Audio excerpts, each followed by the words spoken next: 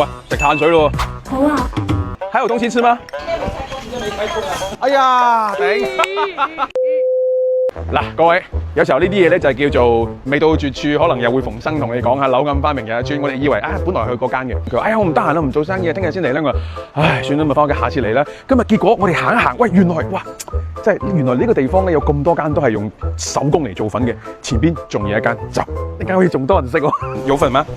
有粉是吧？好。烈士陵園都幾好，你過嚟攞啦。烈士陵園。黐線，11公里有一個喺中華廣場嗰邊嘅人嗌咗個跑腿11公里過嚟呢一邊攞，都要喺度食。我看你們是也算是都是自己做的那個是吧？但是在後邊喺後邊做，睇下菜單先。撈粉有5蚊到7蚊，最緊要食撈粉，有炆鴨撈粉、牛腩撈粉，哇係都唔錯。所以我哋今日決定食一個淨撈粉5蚊雞嘅牛腩撈粉，都試下佢。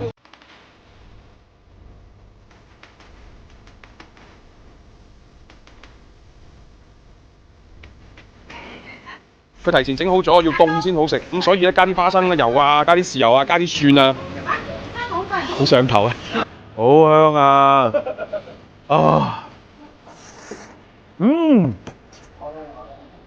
哇，好飄滑。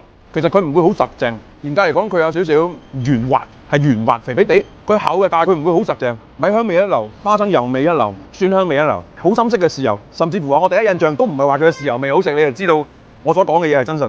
佢凍得嚟又滑，滑得嚟又香，其實好純粹。呢兜嘢7蚊雞，好抵食。即係呢個夏天食呢個撈粉，哇！真係改變命運嘅感覺，同你講。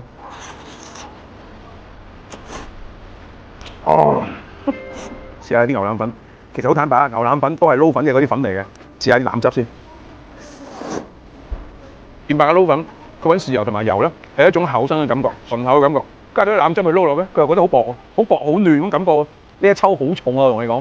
我抽咁耐，佢真係冇斷嘅喎，一條都冇斷嘅喎，含米量極高，我話俾你聽，真材實料。佢啲腩汁算係啲香料都有翻咁上下嘅感覺，不過啲牛腩硬嘅啫，有咬頭咯，硬裏邊都係撈粉都食。個粥咧就冇咩太過驚豔嘅一種存在啦。我話啲粥好食到阿媽都唔認得，你都唔信啦，係咪？2個半銀錢一碗，嗰啲咁嘅小菜咧，你隨便夾，隨便食。波記脆，其實佢都好似千層糕咁樣一層一層嘅，你睇落去呢一嚿嘢咧，起碼有3到4層咁上下嘅，都係好香嘅花生油、蒜香味、芝麻。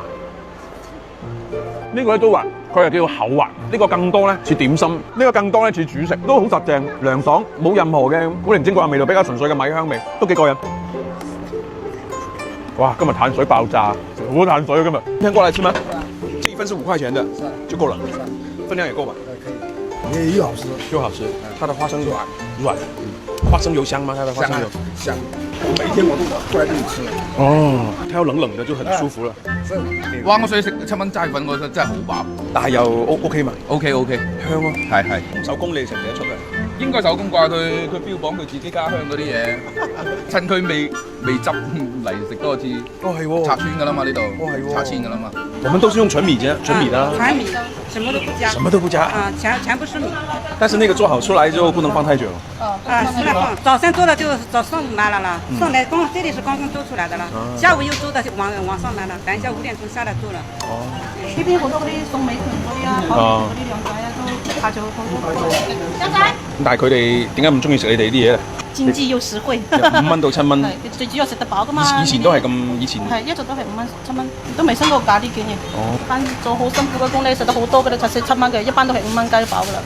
哇！呢棵樹下邊坐住石凳，喂，好涼爽。但係好坦白，廣州大部分時間都係大熱天時，咁嗰啲咁嘅工人咧好辛苦，食完身水身汗，唉，嗰度食個5蚊雞一個涼浸浸嘅撈粉，又香又好食，怪唔知得咁多人中意啦。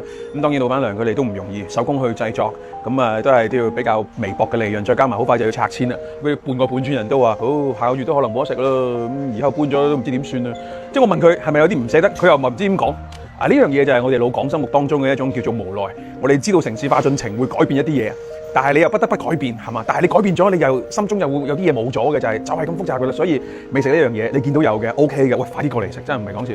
佢嘅手工粉，我並唔算話佢係最好食嘅手工撈粉啦，唔敢講啦，係咪？但係真係佢哋一家人自己去做嘅一啲心血結晶，靚嘅花生油啊，又加埋啲好嘅米漿去整嘅，咁然之後加你2個半銀錢咁食埋個粥，哇，已經好飽肚㗎啦，好有人情味嘅一間小鋪。你哋過到嚟都會見到好多基層嘅人喺呢一度食，係唔錯嘅。等佢拆遷之前有機會咪過開嚟嘅，咪試下佢咯。